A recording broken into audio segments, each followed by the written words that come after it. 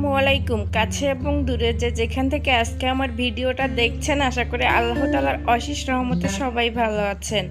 আমরাও আলহামদুলিল্লাহ অনেক ভালো আছি। আজকে আর একটা নতুন রেসিপি নিয়ে আসলাম, আশা করি আপনাদের কাছে ভালো লাগবে। চলুন তাহলে দেখে আসি কিভাবে আমি সজনে ডাঁটা দিয়ে আলু রান্না করি। এখানে দেখুন একটা আমি কড়াই নিয়েছি, কড়াইয়ে পর্যাপ্ত পরিমাণ তেল দিয়ে দিচ্ছি। তেলটা গরম হলে তেলটা কিন্তু আমার গরম হয়ে গিয়েছে। এখন আমি বেগুন কেটে রেখেছিলাম, এখন বেগুনটা ভেজে নিব। বেগুন যদি আমি একবারে তরকারিতে দেই, বেগুন গলে যেতে চায় না, এর জন্য বেগুনটা আমি আগে একটু ভেজে নিব।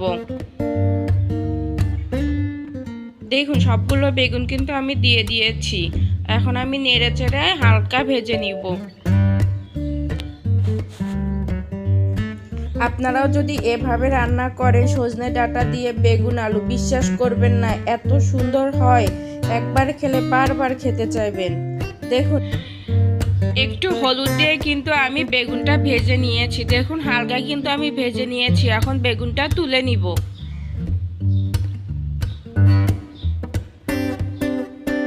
তেল ঝরিয়ে আমি কিন্তু বেগুনটা তুলে নিচ্ছি। দেখুন আমার কিন্তু বেগুনটা তুলে নেওয়া হয়েছে। ওই তেলের মধ্যে আমি দিয়ে দিচ্ছি পেঁয়াজ কুচি এবং কাঁচামরিচ কুচি।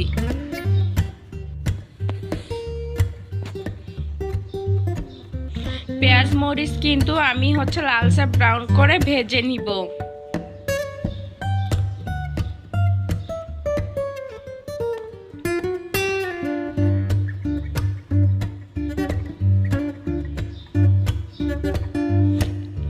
আমি দিয়ে দিচ্ছি পরিমাণ মতো হলুদের গুঁড়া,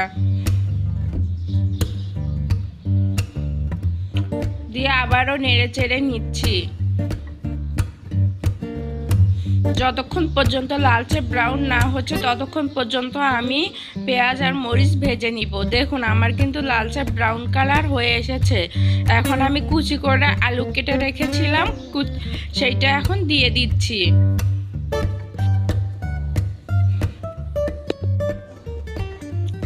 আর সজনে ডাঁটা দিয়ে দিচ্ছি,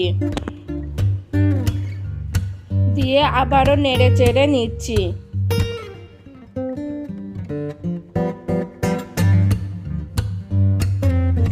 এই পর্যন্ত যারা আমার ভিডিওটা দেখেছেন, আশা করি একটা লাইক দিয়ে দেখা শুরু করবেন, কেউ স্কিপ করে ভিডিওটা দেখবেন না। এখন দিয়ে দিচ্ছি আমি পরিমাণ মতো লবণ। লবণ দিয়ে লবণটা আমি আলু আর সজনে ডাঁটার সঙ্গে মিশিয়ে নিব।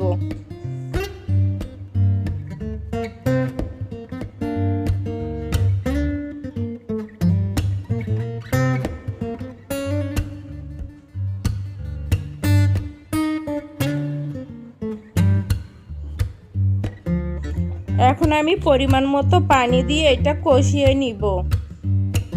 দেখুন আমি কিন্তু পরিমাণ মতো পানি দিয়েছি আলু সজনে ডাঁটা কষানোর জন্য। এখন আমি ভেজে রাখা বেগুনগুলো দিয়ে দিব, দিয়ে 15 মিনিটের মতো জাল করে নিব।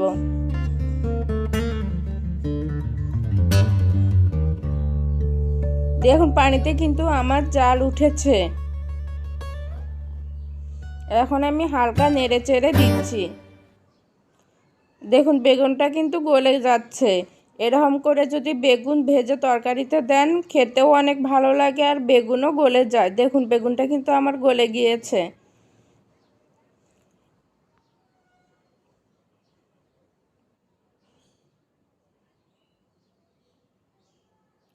আমি আরও 10 মিনিটের মতো জাল করে নামিয়ে নিব। এটা আমি ঝোল ঝোল করেই রান্না করব। আপনারা চাইলে ঝোল নাও রাখতে পারেন। এখন আমি দিয়ে দিচ্ছি গরম জিরা গুঁড়া।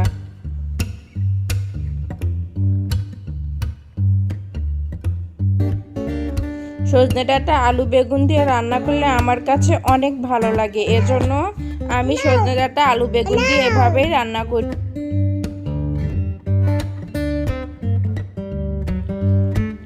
দেখুন সব কিছু কিন্তু অনেক সুন্দরভাবে সিদ্ধ হয়েছে এবং ঝোলটাও অনেকটা কিন্তু টেনেছে। আমার তরকারিটা রান্না হয়েছে, এখন আমি নামিয়ে নিয়েছি। দেখুন কত সুন্দর হয়েছে। দেখতে যতটা সুন্দর হয়েছে খেতে কিন্তু তার থেকে অনেক বেশি মজা হয়েছে। যদি ভিডিওটা আপনাদের কাছে ভালো লেগে থাকে তাহলে প্লিজ সাবস্ক্রাইব করে আমার পাশেই থেকে যাবেন। এরকম নিত্য নতুন ভিডিও ছাড়ার সঙ্গে সঙ্গেই আপনাদের কাছে নোটিফিকেশন চলে যাবে। সবাই ভালো থাকবেন। আল্লাহ হাফেজ।